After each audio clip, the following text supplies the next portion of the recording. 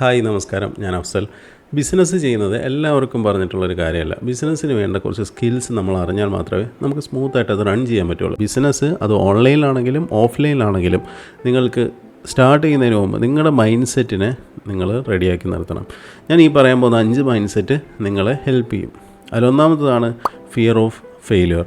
നമ്മൾ തുടങ്ങുന്നതിന് മുമ്പ് തന്നെ നമ്മൾ ഫെയിലിയറിനെ കുറിച്ചായിരിക്കും ചിന്തിക്കുന്നത്. നമ്മളിത് തുടങ്ങുമ്പം അത് പരാജയപ്പെട്ടുവോ, അത് ഫെയിലിയർ ആവുമോ, അത് പൊട്ടിപ്പോവോ, ഇങ്ങനെയൊക്കെയുള്ള കുറേ ചിന്തകളായിരിക്കും നമുക്ക് സ്റ്റാർട്ടിങ്ങിൽ തന്നെ ഉണ്ടാവുക.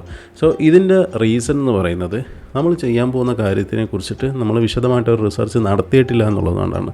നമ്മളുടെ സെയിൽസിൽ അല്ലെങ്കിൽ നമ്മുടെ കസ്റ്റമേഴ്സിൻ്റെ വ്യാപ്തി എത്ര, നമ്മൾ എത്രത്തോളം നമ്മൾക്ക് മാർക്കറ്റ് വാല്യൂ ഉണ്ട് നമ്മൾ വിൽക്കാൻ പോകുന്ന പ്രൊഡക്റ്റിന് തുടങ്ങിയിട്ടുള്ള കാര്യങ്ങളൊന്നും നമ്മൾ റിസർച്ച് നടത്തിയിട്ടുണ്ടാവില്ല.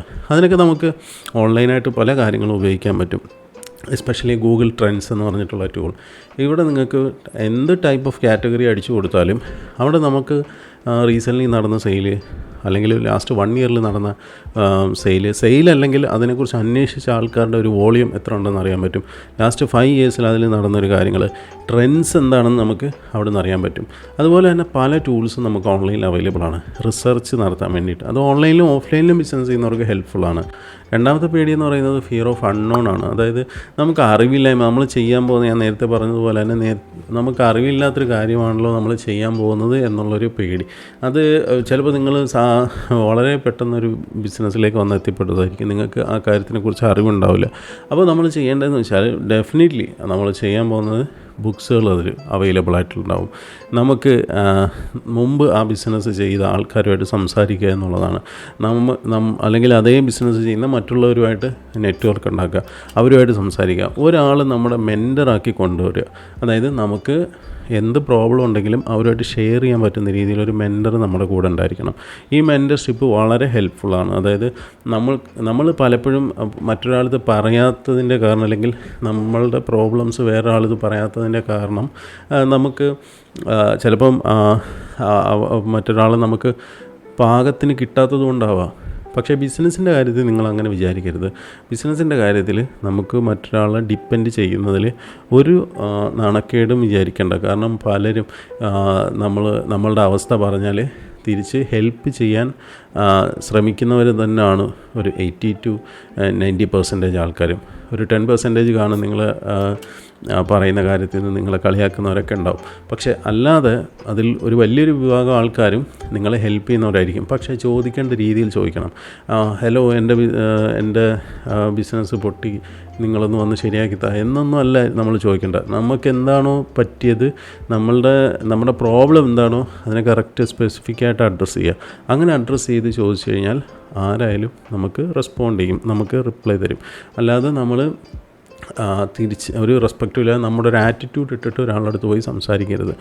ഓക്കെ, അപ്പോൾ അതാണ് രണ്ടാമത്തെ കാര്യം. മൂന്നാമത്തെ പേടി എന്ന് പറയുന്നത് ഫിയർ ഓഫ് ജഡ്ജ്മെൻ്റ് ആണ്. അതായത് മറ്റുള്ളവരെന്ത് വിചാരിക്കും, ഞാനൊരു ബിസിനസ് തുടങ്ങാൻ പോകുന്നു, ഇനി എൻ്റെ റിലേറ്റീവ്സ്, എൻ്റെ ബന്ധുക്കളെന്ത് വിചാരിക്കും, എൻ്റെ ഫ്രണ്ട്സ് എന്ത് വിചാരിക്കും, എൻ്റെ അയൽക്കാരെന്ത് വിചാരിക്കും, ഇങ്ങനെ കുറേ പേടി, ഇങ്ങനെ കുറേ ക്വസ്റ്റ്യൻസ് നിങ്ങളുടെ ഉള്ളിൽ വരും.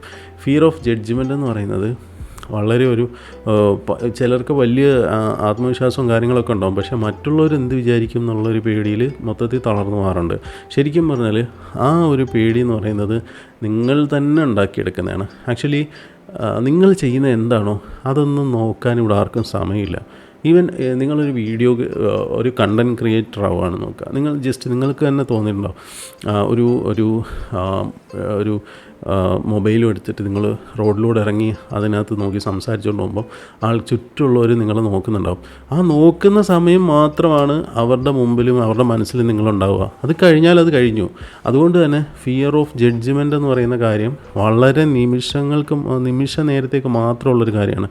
അതിനെ ഓർത്തിട്ട് നമുക്ക് വരാൻ പോകുന്ന വലിയൊരു സക്സസ്സിന്, നമ്മൾ ബിസിനസ് ചെയ്ത് തുടങ്ങി നമുക്ക് സക്സസ് ഉണ്ടാക്കാനും നമ്മുടെ നമുക്ക് ലൈഫിൽ ഫ്രീഡം ഉണ്ടാക്കാനുമാണ്.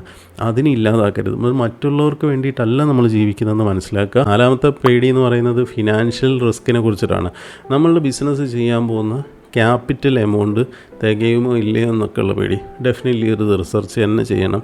അതായത് നിങ്ങൾ ഈ ബിസിനസ്സിലേക്ക് വരുന്നതിന് മുമ്പ് ഓരോ കാര്യത്തിനും ഈ ബിസിനസ്സിൽ എന്തൊക്കെ കാര്യങ്ങളുണ്ടോ അതിലേക്കെല്ലാം നമ്മൾ എന്ത് ചെയ്യണം, നമ്മളുടെ ക്യാപിറ്റലിനെ നമ്മൾ അസൈൻ ചെയ്ത് വെക്കണം. അതായത് നമുക്ക് ഓരോന്നിനും എത്രത്തോളം എക്സ്പെൻസ് വരും തുടങ്ങിയിട്ടുള്ള കാര്യങ്ങളൊക്കെ നമ്മൾ നേരത്തെ കൂട്ടി മനസ്സിലാക്കി തന്നെ വെക്കണം. ആ ഒരു കാര്യം നമ്മൾ നേരത്തെ പറഞ്ഞ പോലെ മെൻറ്റേഴ്സിന് ഹെൽപ്പ് ചെയ്യാൻ പറ്റും. ഒരു ഏരിയയിൽ എത്ര രൂപ സ്പെൻഡ് ചെയ്യണം. ഇപ്പോൾ ഒരു ഓഫീസ് നിങ്ങളെടുത്ത് ഓഫീസിൻ്റെ ഇൻറ്റീരിയറിന് വേണ്ടി ഇത്ര രൂപ സ്പെൻഡ് ചെയ്യണം. അതിനൊരു കണക്കാക്കി വെക്കാൻ പറ്റണം. ഒരു ആവശ്യമില്ലാത്തടത്ത് നമ്മൾ ഒരുപാട് സ്പെൻഡ് ചെയ്യുമ്പോഴാണ് നമുക്ക് ആവശ്യമുള്ള സാധനത്തിൽ കൊണ്ടുവന്ന് ഇൻവെസ്റ്റ് ചെയ്യാൻ പറ്റാതെ വരുന്നത്. ഡെഫിനറ്റ്ലി ഞാനൊരു agency, digital marketing agency 2017 start ചെയ്ത ആളാണ്. പക്ഷേ 2020 ഓൾമോസ്റ്റ് ഞാനത് വൈൻഡപ്പ് ചെയ്തു. കാരണം എനിക്ക് മനസ്സിലായത് ഞാൻ ഇൻവെസ്റ്റ് ചെയ്തത് അതിൻ്റെ ഇൻഫ്രാസ്ട്രക്ചറിലായിരുന്നു. അതിൻ്റെ മാർക്കറ്റിങ്ങിലോ ഹയറിങ്ങിലോ റിക്രൂട്ട്മെൻറ്റിലോ ഒന്നും അല്ലായിരുന്നു. അതിൻ്റെ സ്കിൽഡായിട്ടുള്ള എംപ്ലോയീസിലോ ഇതിലൊന്നും അല്ലായിരുന്നു ഞാൻ കൂടുതൽ സ്പെൻഡ് ചെയ്തത്. അതിൻ്റെ ഇൻഫ്രാസ്ട്രക്ചറിലായിരുന്നു. ആ ഇൻഫ്രാസ്ട്രക്ചർ കൊണ്ട് എനിക്ക് ബിസിനസ്സിൽ യാതൊരു കാര്യം ഉണ്ടായില്ല. അതവസാനം നമ്മൾ പ്രത്യേകിച്ച് നമ്മൾ വാടക റെൻറ്റിൽ എഗ്രിമെൻറ്റിലൊക്കെ ഒരു ബിസിനസ് സ്റ്റാർട്ട് ചെയ്യുമ്പോൾ നമ്മുടെ ആ ഒരു എഫർട്ട്, അതായത് നമ്മൾ ഇൻറ്റീരിയറിന് വേണ്ടി എത്ര സ്പെൻഡ് ചെയ്യുന്നു അതത്രയും നമുക്ക് നഷ്ടമാവും.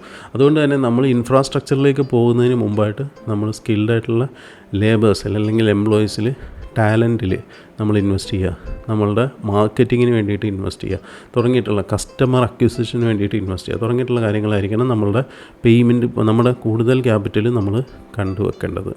അഞ്ചാമത്തെ ഒരു പേടി എന്ന് പറയുന്നത് സ്വയം മാറാനൊരു പേടിയുണ്ടാവും. നമ്മളുടെ റുട്ടീൻ ചേഞ്ച് ചെയ്യുന്ന ഒരു രീതിയാണ് ബിസിനസ് തുടങ്ങുക എന്ന് പറയുന്നത്. നിങ്ങൾ 8 മണി വരെ കിടന്നുറങ്ങിയ ആളാണെന്നുണ്ടെങ്കിൽ ഡെഫിനറ്റ്ലി നിങ്ങൾക്ക് അത്രയും നേരം പിന്നെ കിടന്നുറങ്ങാൻ പറ്റില്ല. നിങ്ങൾ 5 മണിക്ക് എണീക്കേണ്ടി വരും, ചിലപ്പോൾ 6 മണിക്ക് എണീക്കേണ്ടി വരും, അപ്പോൾ അല്ലെങ്കിൽ അതിന് മുമ്പേ എണീക്കേണ്ടി വരും. ഇങ്ങനെ കുറേ സ്വയം മാറാനുള്ളൊരു മാറ്റം സ്വയം മാറാൻ നമ്മൾ ശ്രമിക്കണം. അത് സ്വയം മാറാനുള്ളൊരു പേടിയുണ്ട്. ആ ഒരു പേടി നിങ്ങൾ മറികടക്കുക തന്നെ വേണം. അതിന് ശ്രമിക്കേണ്ടത് നമുക്ക് റുട്ടീനായിട്ടുള്ള കുറേ ബിഹേവിയർ കൊണ്ടുവരിക എന്നുള്ളതാണ്. നമ്മുടെ മനസ്സിൽ എപ്പോഴും വേണ്ടത് നമ്മൾ ചെയ്യാൻ പോകുന്ന കാര്യത്തിൻ്റെ റിസൾട്ടാണ്. റിസൾട്ട് കൊണ്ട് നമ്മൾ എന്തൊക്കെയാണ് നമുക്ക് സംഭവിക്കാൻ പോകുന്നത്, നമ്മുടെ ജീവിതത്തിൽ എന്തൊക്കെ മാറ്റങ്ങളാണ്, എന്തൊക്കെ മുന്നേറ്റങ്ങളാണ് സംഭവിക്കാൻ പോകുന്നതെന്ന് ആലോചിച്ചുകൊണ്ട് നമ്മൾ സ്വയം മാറുക. കാരണം നമ്മൾ രാവിലെ എണീക്കുന്നത് മാത്രമല്ല ഒരു മാറ്റം എന്ന് പറയുന്നത്. ചിലപ്പോൾ നമുക്ക് ലോങ് ട്രാവൽ ചെയ്യേണ്ടി വരും, പലരുമായിട്ടും സംസാരിക്കേണ്ടി വരും.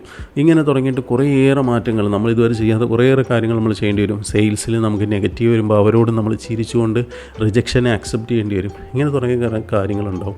ഇതെല്ലാം നമ്മുടെ റിസൾട്ട് ഇന്നല്ലെങ്കിൽ നാളെ നമ്മൾ അതിലെത്തും, ആ ഗോളിലേക്ക് എത്തും. അപ്പോൾ ഇതൊക്കെ നമുക്ക് ഒരു ഓർമ്മകളായിട്ട് നമുക്ക് എൻജോയ് ചെയ്യാം, നമുക്ക് ആസ്വദിക്കാൻ പറ്റുന്ന കാര്യങ്ങളായിട്ട് മാറും. അതുകൊണ്ട് തന്നെ നിങ്ങൾ മാറാനുള്ളൊരു പേടി മാറ്റി തന്നെ വെക്കുക, സ്വയം മാറാൻ ശ്രമിക്കുക തന്നെ ചെയ്യുക. എപ്പോഴും നമ്മുടെ മനസ്സിൽ നമ്മുടെ ഗോള്, സക്സസ് അത് മാത്രം കാണുക. നമ്മുടെ ഫ്രീഡം, അതാണ് ബിസിനസ് എന്ന് പറയുന്നത്. നിങ്ങളുടെ ബിസിനസ്സിനെ ഇ-കൊമേഴ്സിലേക്ക് മൂവ് ചെയ്യണം എന്നുണ്ടെങ്കിൽ ഞാൻ കണ്ടക്ട് ചെയ്യുന്നൊരു മെൻറ്റർഷിപ്പ് പ്രോഗ്രാം, ഒരു ഓൺലൈൻ മെൻറ്റർഷിപ്പ് പ്രോഗ്രാമാണ്. അതിലൂടെ നിങ്ങൾക്കൊരു ഇ-കൊമേഴ്സ് വെബ്സൈറ്റ് ബിൽഡ് ചെയ്യുന്നത് മുതൽ നിങ്ങളുടെ ടീമിനെ എങ്ങനെ മാനേജ് ചെയ്യണം, അതിലെങ്ങനെ അഡ്വർടൈസ്മെൻറ്റ് ചെയ്യണം, പ്രൊഡക്റ്റ് എങ്ങനെ സോഴ്സ് ചെയ്യണം തുടങ്ങിയിട്ടുള്ള എല്ലാ കാര്യങ്ങളും നമ്മളിതിൽ എക്സ്പ്ലെയിൻ ചെയ്ത് 4 ആഴ്ച കൊണ്ട് പഠിപ്പിച്ച് തരുന്നുണ്ട്. സോ അത് ജോയിൻ ചെയ്യാൻ ഇൻട്രസ്റ്റ് ഉണ്ടെങ്കിൽ ഡിസ്ക്രിപ്ഷനിൽ ഞാൻ ലിങ്ക് കൊടുത്തിട്ടുണ്ട്. Thank you.